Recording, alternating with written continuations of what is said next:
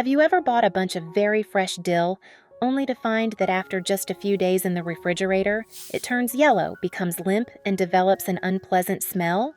This is a very common problem.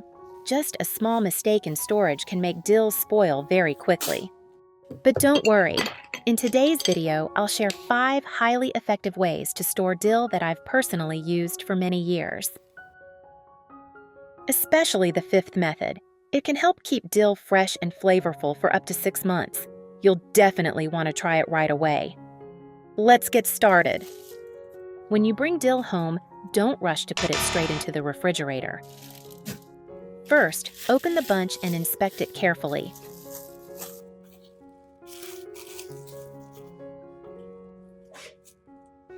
Any stems that are yellow, bruised, slimy, or have an unusual smell should be removed immediately.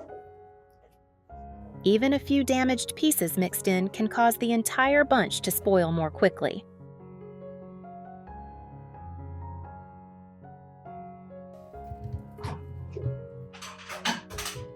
Next, place the dill on a cutting board and trim off the roots before washing it. After that, place the dill in a basin of clean water. Since dill leaves are very thin and delicate, you should avoid scrubbing them harshly while washing.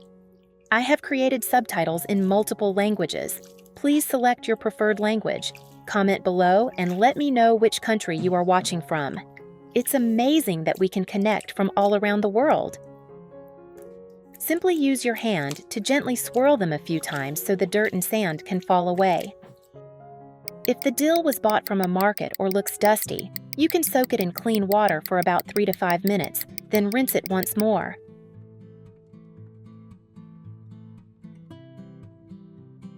One very important point is that after washing, the dill must be dried thoroughly. This is a step that many people often overlook.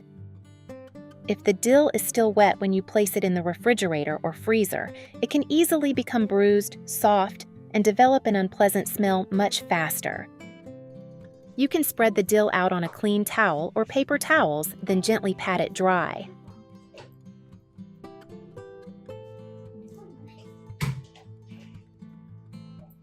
Avoid rubbing too hard because dill leaves bruise very easily. If you have time, let the dill rest on the towel for about 10 to 15 minutes so excess moisture can evaporate. When you touch it and feel that there is no longer much water clinging to it, that's the right time to start storing it.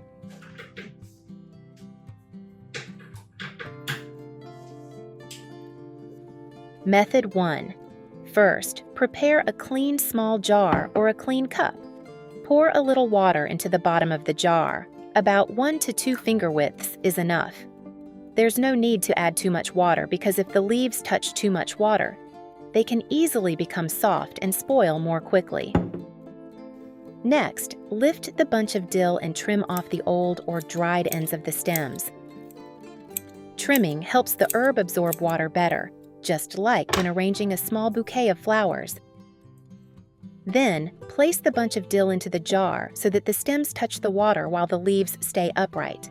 If the bunch is too large, you can divide it into 2 smaller bunches so the dill has more space and doesn't get crushed. Now, take a larger jar or cup and place it upside down over the dill. This acts like a light cover, helping retain moisture around the herb and preventing it from drying out in the refrigerator. But remember not to press down on the dill. The leaves need some space so they don't get bruised. After covering it with the jar, place the whole setup in the refrigerator. Where are you from? It's such a joy that we're connecting from all over the world. If you haven't subscribed to my channel, hit the subscribe button. Thank you for your support.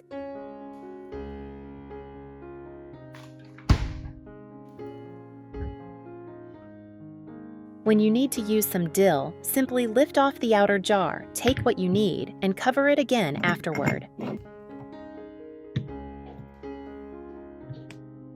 With this method, dill stays fresh much better than when stored in a plastic bag. Typically, it can last for several days, up to about a week, depending on its original freshness and the temperature of your refrigerator. Method 2. With this method, separate the dill into individual sprigs and gently use your hands to remove the soft leaves from the thicker stems. If the stems are still tender and fragrant, you can keep them for soups or broths. But if you only prefer the delicate leaves for garnishing dishes, then separate the leaves on their own. Which country are you watching this video from? Leave a comment and let me know. Spread a sheet of plastic wrap on the table. Place the dill leaves on top, arranging them in a moderate layer, not too thick. If the layer is too thick, moisture inside won't escape easily, and the herbs will become soft more quickly. Then, gently roll up the plastic wrap like a small herb roll. There's no need to wrap it too tightly. The goal is to keep the leaves neat without bruising them. Once rolled, place it in the refrigerator.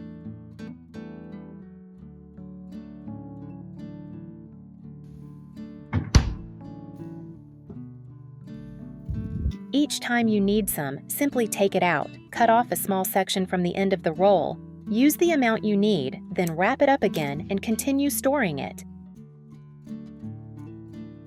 This method is very convenient because you don't have to open the entire bunch repeatedly. The dill is already cleaned and prepared, so when cooking you can just take it out and use it right away. This method works well for storing dill for a few days, up to about a week. It's very convenient for everyday meals, especially when you only need a small amount of dill to sprinkle over eggs, potatoes, grilled fish, or sauces. However, there's one small but very important detail. This method only works well if the dill has been dried thoroughly. If it's still damp when rolled up, the herb will quickly become soft and may even turn slimy. So take the time to dry it carefully right from the beginning. Method 3. If you buy a large amount of dill or want to store it for a longer time, freezing is a very practical option. After washing and drying the dill thoroughly, place it on a cutting board. Use a sharp knife to chop it into small pieces. There's no need to mince it too finely, just small enough to make it convenient for cooking. If you don't like eating the stems, you can use only the leaves. But if the stems are still tender and fragrant, you can absolutely use both the leaves and the stems. Dill stems also have a pleasant aroma and work very well in soups, fish dishes, or broths. After chopping, place the dill into a clean, dry food container with a tight lid.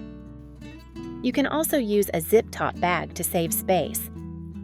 Try not to pack it too tightly. Keep the herbs slightly loose so they'll be easier to take out later. A helpful tip is to divide the dill into several small portions, each enough for one cooking session. That way, you won't need to open the entire large container repeatedly. Seal it tightly and place it in the freezer. When you need to use it, there's no need to thaw it. Just take a small amount of frozen dill and add it directly to the dish you're cooking. The heat will soften it quickly and the aroma will spread beautifully. However, dill that has been frozen won't look as fresh as it did originally. The leaves may become softer. So this method is not ideal for garnishing salads, but it's very convenient for cooking. This method can help preserve dill for many weeks, or even longer if the container is airtight and the freezer temperature remains stable. It's one of the most practical storage methods for families who use fresh herbs regularly.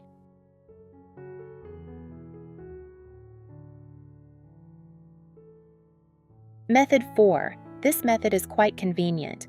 Similar to the previous method, chop the washed dill into small pieces, then place it into an ice cube tray, adding a moderate amount to each compartment. Pour in enough clean water to fully cover the dill.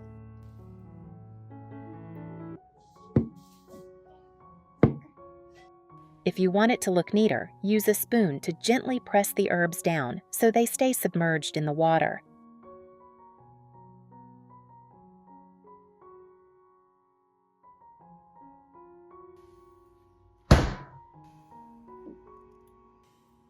Once completely frozen, remove the ice cubes from the tray. Place them into a zip-top bag or airtight container and continue storing them in the freezer. This method saves space and makes the dill easier to use. Each time you cook, you only need to take 1 cube and add it to soup, fish, potatoes, or hot sauces. As it melts, the dill blends into the dish and releases a very pleasant aroma. Do you find this method convenient? Leave a comment and let me know. Method 5. After letting the dill drain, I use only the leaves and remove the stems. Spread the dill evenly on the tray of the air fryer, making sure the layer is very thin and not overcrowded. If you add too much at once, the top layer will dry out while the bottom layer stays damp. Because the leaves are very thin and burn easily, you should avoid using high heat. Choose the lowest temperature setting on the air fryer, around 80 degrees Celsius, for about 10 minutes. If your air fryer has a drying mode, use that setting. If not, dry the dill at a low temperature in several short rounds. Dry it for a few minutes at a time, then open the fryer to check, gently stir the leaves, and continue drying. Don't leave it unattended for too long because dill dries very quickly and can darken easily if the heat is too high. The goal is not to make it crispy or burnt, but to dry it gently while still preserving its natural aroma. When the leaves become dry, slightly crisp, and no longer damp, remove them and let them cool completely.